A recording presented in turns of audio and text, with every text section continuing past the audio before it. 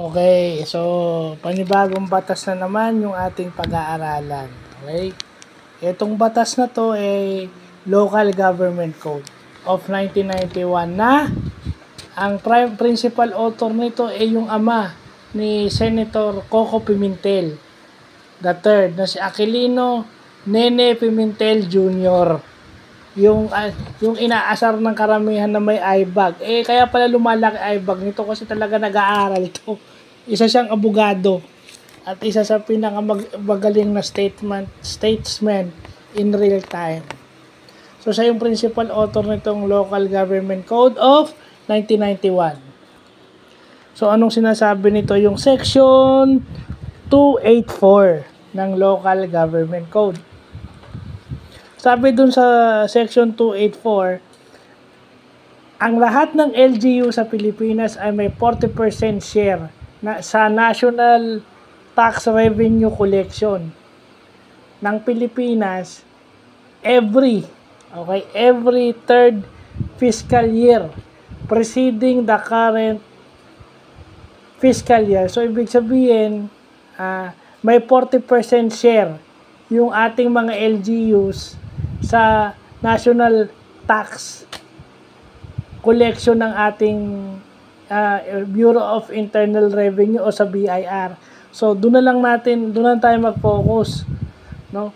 Sa bawat buwis na nakokolekta ng ating national government, 40% doon ang napupunta sa ating LGU. So pag hindi makakolekta ang ating BIR ng tamang buwis, liliit yung 40% na maibibigay sa local government. Ilagay na lang natin yon, di ba? May share So ano nangyayari? Kung meron pa silang ibang share, yun yung tinatawag na subvention. Kung hindi sapat, gagawa ng paraan ng ating national government para matulungan si local government in a form of subventions na tinatawag.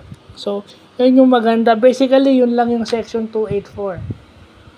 May 40% share. So, ibig sabihin, ang daming city, ang daming municipality sa Pilipinas. So, lahat yun may 40% share. So, paghahati-hatian yun. So, gaano kaliit yung pondo ng ating local government o ng ating provincial. Hindi lang local, hindi lang city government yan, Paano pa yung may provincial? Yung provincial government na napapaloob din sa local government. O diba dito sa Cavite, hindi lang naman to Bacoor, meron pa tong provincial, yung nasa 13 Martires.